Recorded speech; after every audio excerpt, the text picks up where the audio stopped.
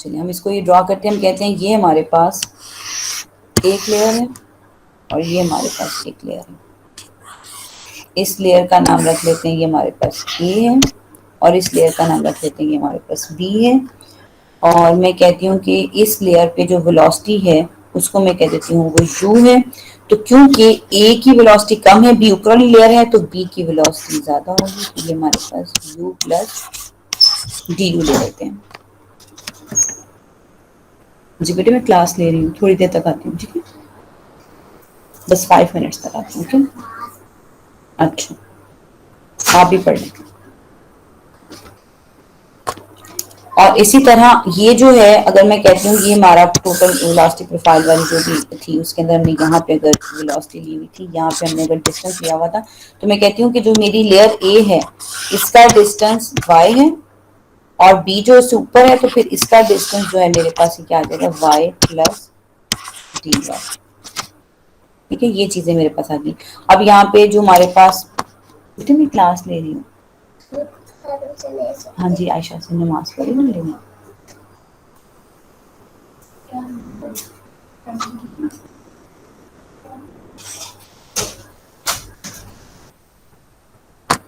तो इसकी velocity u plus D you है हमारे पास। तो मैं ये कह सकती हूँ कि जो हम लोगों ने इसके ऊपर फोर्स लगाई है उसने इस लेयर के अंदर ज्यादा वेलोसिटी प्रोड्यूस की है, इसके अंदर कम वेलोसिटी प्रोड्यूस की है। तो ए और बी की वेलोसिटी डिफरेंट होने की वजह से ये दोनों के दरमियान में एक दूसरे को जो है वो क्या करते हैं, एक दूसरे के रिस्पेक्टिव को खींचते हैं। जैसे फॉर एग्जांपल अगर हम एक मिसाल लें, एक रस्सी ले लेते हैं। एक रस्सी के ऊपर अगर हम एक तरफ एक काऊ को बांधे और दूसरा भी एक काऊ को बांधे और वो जो है एक काऊ तेज भागे और एक काऊ स्लो भागे, तो क्या होगा, जो हमारे पास काऊ होगी वो पिछली काऊ को अपनी तरफ खींचेगी। सिर्फ ऐसा ही होगा, सिर्फ इस वाली काऊ के ऊपर ही रेजिस्टेंस आएगी कि उसको वाली पीछे की तरफ खींच रही है। नहीं ऐसा नहीं होगा, इस पीछे वाली पे भी रेजिस्टेंस आएगी कि वो जो है वो उसको आगे की तरफ खींच रही है। तो दोनों को एक दूसरे लगता है ऐसे ही, सिर्फ जो है जो जो आगे वाली है उसको तंगी हो रही पीछे वाले की वजह से, तो पीछे वाली है उसको भी बहुत तंगी हो रही है आगे वाले की वजह से। तो दोनों को रिलेटिवली एक दूसरे के हिसाब से क्या हो रहा होता है, रेजिस्टेंस हो रही होती है। इसी तरह ए की वेलोसिटी कम है, बी की वेलोसिटी ज्यादा है, तो जरूरी नहीं सिर्फ ए के ऊपर ही बी के ऊपर ही जो है वो ए रेजिस्टेंस लगा रही है, ए के ऊपर भी रेजिस्टेंस लगा रही है बी, वो उसको आगे की तरफ लेके जा रही है, ए नहीं जाना चाह रही, बी जो है वो आगे की तरफ से ए उसको रोक रही। तो दोनों के दरमियान में रेजिस्टेंस है, सिर्फ एक लेयर दूसरी पर रेजिस्टेंस नहीं लगा रही, जबकि दोनों लेयर्स, दोनों कॉज एक दूसरे के ऊपर रेजिस्टेंस लगा रही है। तो हमने इस रेजिस्टेंस को अगर सॉलिड में निकालना हो, फॉर एग्जांपल अगर मैं कहूँ मैं यहाँ पे एक फोर्स अप्लाई कर देती हूँ और उस फोर्स का नाम मैं रखती हूँ शियर स्ट्रेस, जैसे कि मैंने आपको शुरू में बताया शियर स्ट्रेस होती है F/A के इक्वल। शियर स्ट्रेस क्यों कहती हूँ, क्योंकि ये मैंने टेंजेंशियल लगाई है, जो वर्टिकल लगाते हैं उससे सिर्फ प्रेशर डेवलप होता है, उससे मोशन नहीं आती। मैंने मोशन लानी है तो मैं क्या लफ्ज बोलूंगी, शियर स्ट्रेस। यही शियर स्ट्रेस जब हम अपने सॉलिड्स में लगाते हैं तो क्या होता है, हमारी बॉडी ये थी, इसके ऊपर यहाँ एक शियर स्ट्रेस अप्लाई हुई तो ये बॉडी ऐसी हो गई सॉलिड्स के अंदर। वो आगे थोड़ी सी अपनी उसने शेप चेंज कर ली, उसने अपने आप को इस फॉर्म से थोड़ा सा आगे वाली फॉर्म में ले आया, तो इसके अंदर जो है वो एक एंगल थीटा आया। इसको हम फाइंड करेंगे तो हम हुक्स लॉ की हेल्प से इजीली क्या कर लेंगे, इसके दरमियान रिलेशन निकाल लेंगे कि जितनी इसके अंदर स्ट्रेस लगेगी वो उतने ही स्ट्रेन के इक्वल होगी। ठीक है, कौन सी स्ट्रेस, शियर स्ट्रेस और शियर स्ट्रेन। ये था हमारा सॉलिड। सॉलिड में फोर्स लगी यहाँ पर, इस जगह पर शियर फोर्स लगी, वो थोड़ा सा आगे को हो गया, हमने थीटा एंगल की हेल्प से क्या निकाला, शियर स्ट्रेस जितनी लगती है उतना ही शेयर स्ट्रेन प्रोड्यूस होता है, और शेयर स्ट्रेन बहुत इजी होता है निकालना सॉलिड्स के अंदर, change in length divided by length. तो अगर चेंज इन एंगल करना है तो change in angle divided by total angle, ये हमारे पास इजीली निकल आती है, या हम इस ट्राइंगल को सॉल्व करके भी निकाल लेते हैं। लेकिन जब बात आती है फ्लूइड की, जब उसके ऊपर फोर्स लगती है तो ऐसा नहीं होता। उसके अंदर जब फोर्स लगती है इसके ऊपर, शियर फोर्स उसको हम कह लेते हैं टा, ये जब लगती है तो क्या होता है, फ्लूइड का पार्टिकल यहाँ जाके रुकता नहीं है, सिर्फ इतना सा एंगल नहीं दिखता, वो आगे जाता रहता, मोशन पकड़ लेता है क्योंकि वो फ्लूइड है ना, उसमें ज्यादा कैपेबिलिटी है मोशन की। वो सॉलिड्स की तरह बस थोड़ा सा आगे जाके रुकता नहीं है, वो चलता ही जाता। ये मैं शुरू में क्यों रखती हूँ, मैंने शुरू में बताया वो नहीं चलता, वो जीरो वेलोसिटी पे होता है फर्स्ट लेयर पे। ये ऊपर जाके जो अगला होता है उसमें वो आगे की तरफ मूव करता रहता है। हम तो सिर्फ दो लेयर्स ये वाले डिस्कस कर रहे हैं ना, ये यहाँ पे और यहाँ पे। अच्छा, अब मैं ये बात कर रही हूँ कि वो यहाँ पे नहीं रुका, यहाँ पे भी नहीं रुका, यहाँ पे भी नहीं रुका, यहाँ पे जब वो रुक ही नहीं रहा तो क्लास में उसमें स्ट्रेन कैसे फाइंड करूंगी रे। यहाँ पे स्ट्रेन होती है ना, टोटल जितनी लेंथ होती है उसमें चेंज इन लेंथ से करके डिवाइड करके स्ट्रेन निकाल देती हूँ। तो जब मैं इसके ऊपर स्ट्रेन ही नहीं निकाल पा रही तो मैं हुक्स लॉ लगा के कैसे फाइंड करूं कि इसके अंदर कितनी चेंजिंग आई है, यानी कितनी इसके अंदर जो है स्ट्रेस लगाने से स्ट्रेन प्रोड्यूस हो रही है। जब मैं ये निकाल ही नहीं पा रही तो फिर मेरे लिए तो ये लॉ वर्क नहीं किया। तो फिर एक और जो हमारे पास मैथमेटिशियन है उसने इस पे वर्क किया, उसने बताया कि हमारे पास मैथ्स के अंदर टर्म, अगर हम कोई चीज फाइंड नहीं कर सकते हम उसका रेट ऑफ चेंज तो फाइंड कर सकते हैं। कि चले अगर हम पूरी नहीं फाइंड कर सकते तो हम उसको इतने पीस में तो फाइंड कर सकते हैं, फिर इतने पीस में तो फाइंड कर सकते हैं। तो उसने कहा कि अगर हम शेयर स्ट्रेस का रिलेशन जो डायरेक्टली प्रोपोर्शनल है शेयर स्ट्रेन से, उसकी बजाय रेट ऑफ स्ट्रेन निकाल लें तो हमारी बात बन जाएगी। That is called Newton's law of viscosity. तो न्यूटन्स लॉ ऑफ विस्कोसिटी हमारे पास मैथमेटिकली अगर हम लिखना चाहें तो क्या लिख सकते हैं, हम ये लिख सकते हैं कि शेयर स्ट्रेस डायरेक्टली प्रोपोर्शनल है रेट ऑफ शेयर स्ट्रेन, कि जितनी स्ट्रेस लगी उससे जितना रेट ऑफ स्ट्रेन निकला उसको हम काउंट कर सकते हैं। अब ये rate of shear strain count करना हमारे लिए इजी हो जाएगा, हम उसको इजीली इस थीटा एंगल के लिए काउंट करेंगे, इस थीटा एंगल के। ठीक है, इसको मैं नेक्स्ट पे आपको शो करती हूँ।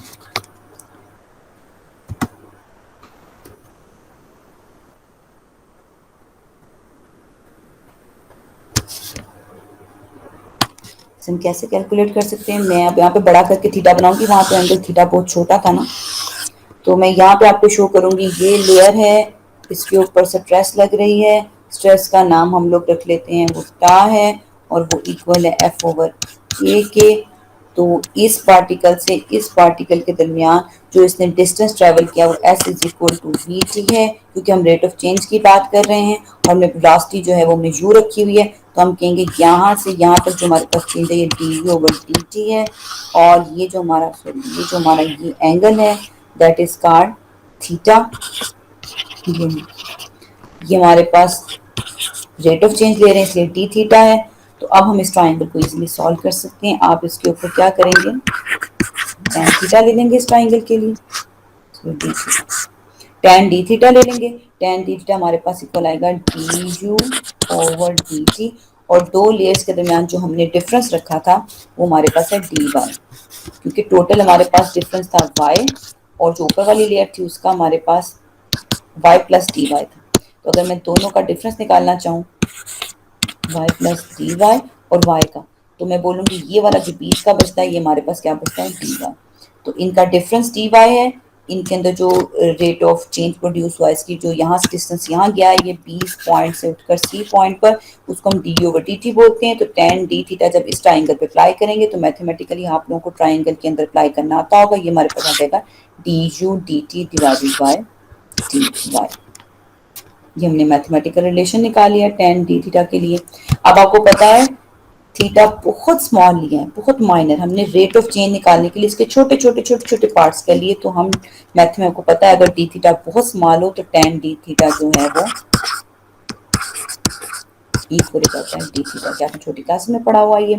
तो हमारे पास इसकी जगह हम लिख सकते हैं d theta is equal to d u d t divided by d y. अब यहाँ पे क्या होगा, इस डी थीटा के पास हम क्या लेकर आ सकते हैं डी टी, हमारे पास हो जाएगा D theta is equal divided by sorry D T, और यहाँ आ जाएगा D you over D Y. ये relation D you over D Y आप लोगों ने बहुत दफ़ा पढ़ा हुआ है, इसको हम बोलते हैं वेलोसिटी ग्रेडियंट। ये क्या होता है? Change in velocity divided by change in distance, यानी कि ये क्या है? चेंज इन वेलोसिटी, और ये हमारे पास क्या है? Change in distance. तो हमने change in velocity change in distance के दरमियान रिलेशन निकाल दिया rate of change of strain का। ये हमारे पास rate of change of strain थी ना, रेट ऑफ स्ट्रेन कह लेते हैं इसको, रेट ऑफ स्ट्रेन। कौन सी strain? Shear strain. Rate of shear strain को हमने किसके इक्वल निकाल दिया? ये होती है हमारे पास वेलोसिटी ग्रेडियंट।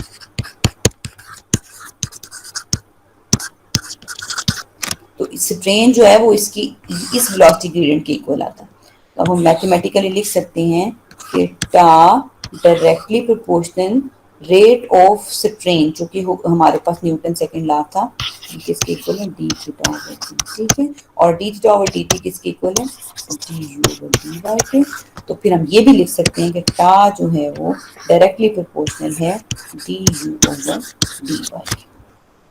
ये हमने मैथमेटिकल रिलेशन निकाला कि शियर स्ट्रेस डायरेक्टली प्रोपोर्शनल है rate of change of shear strain के, जो कि इक्वल है वेलोसिटी ग्रेडियंट के। तो शियर स्ट्रेस डायरेक्टली प्रोपोर्शनल है वेलोसिटी ग्रेडियंट के।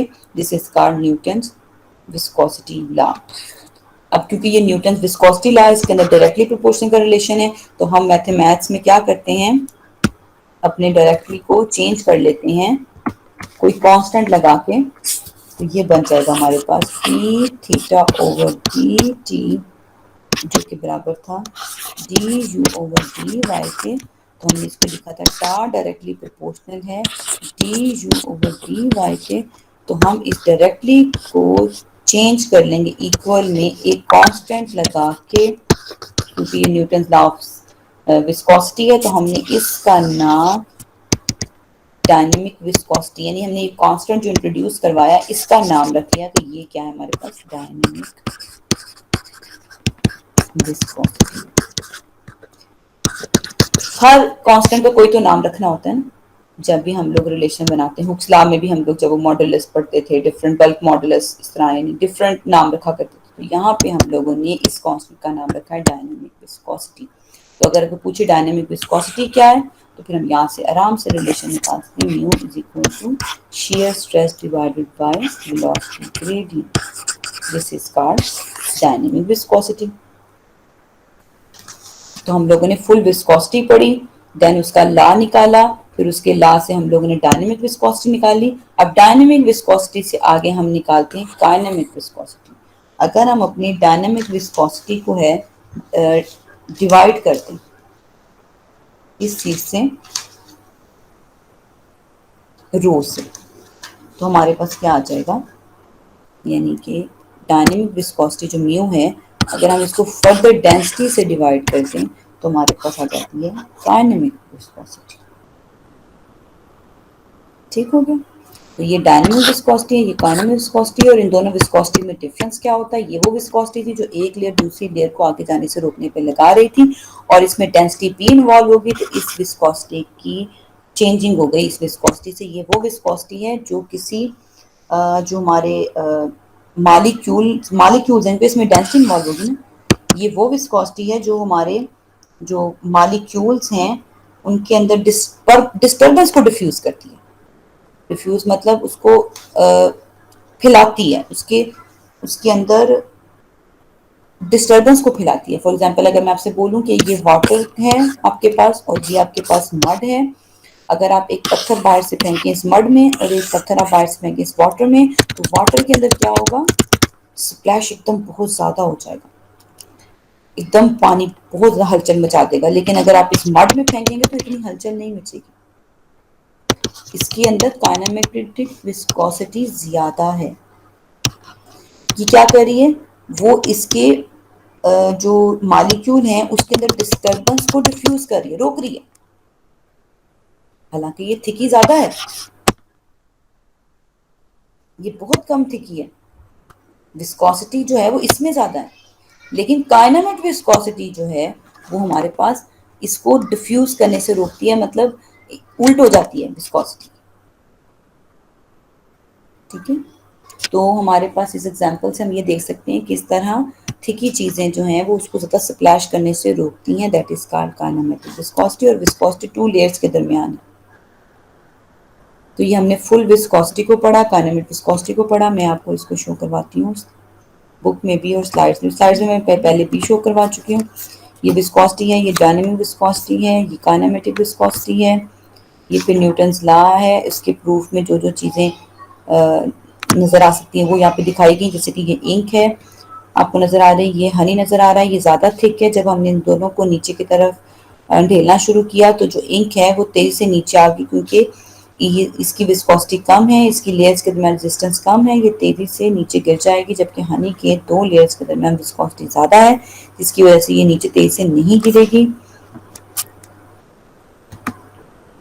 और यहाँ पे डिफरेंट दिखाए में वाटर, हनी, स्लर्स, स्लरे और पेस, ये कुछ लिक्विड्स हमारे सामने नजर आ रहे हैं। जब इनको एक साथ एक बाउल के अंदर उल्टा किया तो क्या है, वाटर ने तो फौरन निकलना शुरू कर दिया, हनी भी कुछ देर के बाद पीछे पीछे आ गया, स्लर्स भी गिरना शुरू हो गई, और स्लरे ने अभी स्टार्ट ही नहीं किया, लेकिन वो भी फिर भी कुछ टाइम के बाद नीचे आ जाएगी। पेस्ट नहीं आएगी, पेस्ट तब तक नहीं आती जब तक हम इसको पीछे से पुश नहीं करते। तो ये डिफरेंट हैं सारे फ्लूइड्स, लेकिन इनकी विस्कोसिटी एक दूसरे से कदरे ज्यादा होती जाती है, इनकी लेयर्स एक दूसरे को ज्यादा पीछे की तरफ अट्रैक्ट करती हैं, और पेस्ट की तो अनलिमिटेड ही लेयर्स ने एक दूसरे को बाउंड किया होता है, तो वो उसको आने ही नहीं देती बाहर, उसको रोक के रखती है। ठीक है, ये हमारे पास कुछ व्यूज दिखाए हुए यहाँ पे। इसमें से अक्सर एमसीक्यू आ जाता है, the viscosity of water as compare to salary whose viscosity is more than. तो आपको पता होना चाहिए किसकी विस्कोसिटी का कौन सा ऑर्डर है, कौन सी किस नंबर पे आती है। उसके बाद हमने ये फिर देखा, लो स्पीड होती है नीचे, ऊपर हाई स्पीड होती है, और जब लो से हाई की तरफ यूं बनता है तो हमारे पास एक प्रोफाइल बन जाता है। इस प्रोफाइल से जो हमने हुक्स लॉ से एडवांसमेंट करके जो रिजल्ट निकाला, वो हमने निकाला कि वेलोसिटी ग्रेडियंट जो है वो हमारे पास शेयर स्ट्रेन के डायरेक्टली प्रोपोर्शनल होता है। उसके लिए हमें दो लेयर्स लेनी पड़ी, दो लेयर्स को अच्छे से स्टडी करना पड़ा, उसको निकालना पड़ा, उसका हमने फिर फार्मूला लगा के जो है ये रिजल्ट निकाल दिया। और इस रिजल्ट में जो हमारे पास म्यू है वो क्या है, डायनामिक विस्कोसिटी है। ठीक है, और जो ये है टा है वो शेयर स्ट्रेस है, और जो टी ओवर डी वाई है रेट ऑफ शेयर डिफॉर्मेशन भी कहते हैं इसको। ये जो वेलोसिटी ग्रेडियंट है इसको हम रेट ऑफ शेयर डिफॉर्मेशन भी कहते हैं। आप लोगों ने, मुझे नहीं पता मैकेनिक्स में इसको रेट ऑफ डिफॉर्मेशन पढ़ा था या आपने इसको जो है वो वेलोसिटी ग्रेडियंट पढ़ा था, कुछ भी आप इसे पढ़ सकते हैं। तो ये हमारी बुक का रेफरेंस यहाँ दिया हुआ है, इसमें ये हमारा पूरा टॉपिक कवर हो गया। यहाँ पे जो काइनेमेटिक विस्कोसिटी है वो हमने शुरू में यहाँ पे बता दी कि जब डायनेमिक को रो पे डिवाइड करें तो काइनेमेटिक विस्कोसिटी आ जाती है। ठीक है, तो कुछ इसकी डिटेल्स और यूनिट्स यहाँ बताए हुए हैं बुक के अंदर। ये टॉपिक जो है वो ये दिया हुआ है विस्कोसिटी का, थोड़ा डिफरेंट तरीके से प्रूव की हुई है, मैंने थोड़ा डिफरेंट तरीके से प्रूव कराई है, तो मुझे अपना वाला तरीका ज़्यादा ईजी लगता है, आप उसको लेके चलें। लेकिन इसके साथ लास्ट में एक एमसीक्यूज है, जो टास्क है आपका, घर से आप लोग खुद अचीव करके लाएंगे इस टास्क को, कि ये क्या टास्क है। मैं आपको एक्सप्लेन कर देती हूँ, आप मुझे इसका आंसर बताएंगे।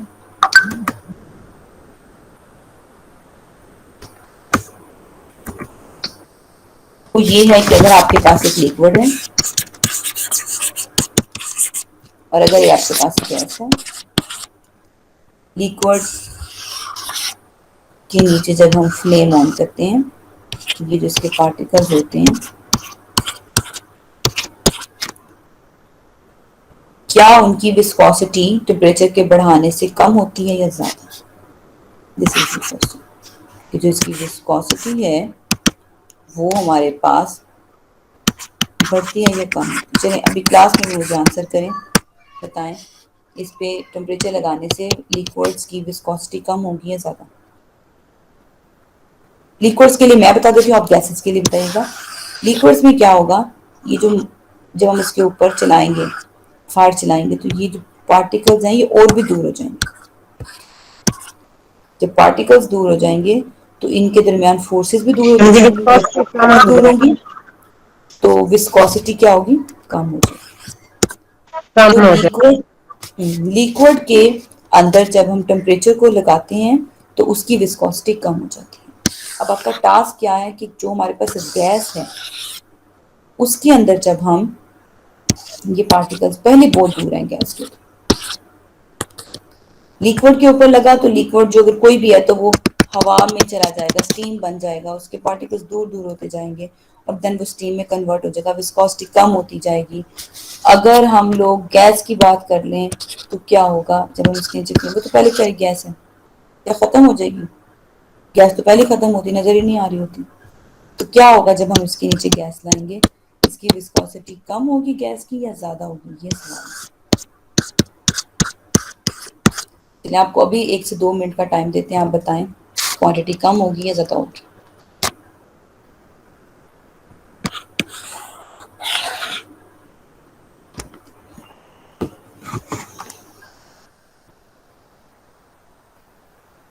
लेस और मोर, टेल मी।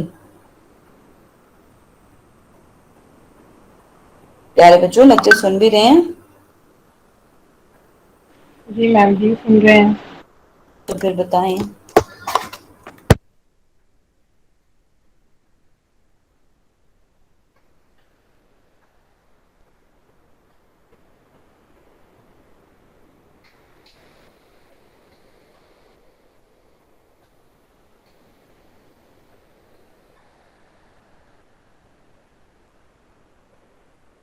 नहीं जवाब आ रहा?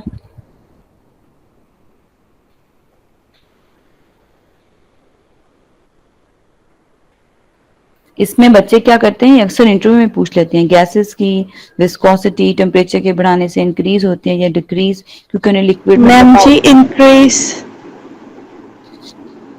है। आपने कहा मैम इंक्रीज जी होगी। हाँ बिल्कुल ठीक आंसर, इंक्रीज होगी। अब इसकी रीजन क्या है, कुछ बच्चों ने कहा ये डिक्रीज होगी, कुछ बच्चों ने कहा ये इंक्रीज होगी, लेकिन ये इंक्रीज होगी क्यों? क्योंकि इसके जो पार्टिकल्स है ना वो दूर दूर हैं। जब हमने इनको गर्म किया ना तो इनका कुलयन बहुत बढ़ जाएगा, ये कभी इससे टकराएंगे, कभी इससे टकराएंगे, इससे टकराएंगे। वेसल के अंदर गैस बहुत दूर दूर है, लेकिन जो इसके मालिक्यूल्स हैं वो टकरा टकरा के इस कदर ज्यादा कुलयन कर देंगे, रशी कर देंगे कि अंदर उसकी विस्कोसिटी कम होने की बजाय बढ़ जाएगी, मैस हो जाएगा। ठीक है, एक गैस अच्छे से बैठी हुई है अपनी जगह पे, उसके पार्टिकल्स दूर हैं, तो वो पहले से दूर हैं, अपनी पोजीशंस पे हैं, तो वो एक दूसरे कुलयन कम कर रहे हैं। जब भी उसको टेम्परेचर मिला कुलयन इतना ज्यादा हो गया कि मैस क्रिएट हो गया।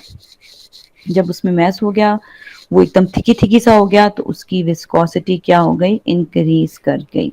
This is the point in it. Okay, समझ में आया? यस मैम जी। हम्म। जी मैम।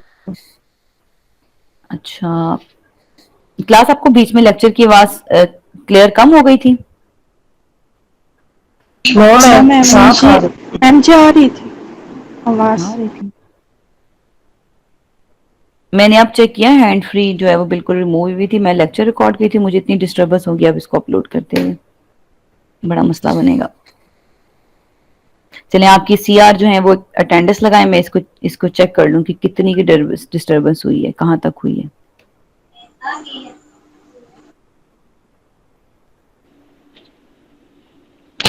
Roll number 3 present. 4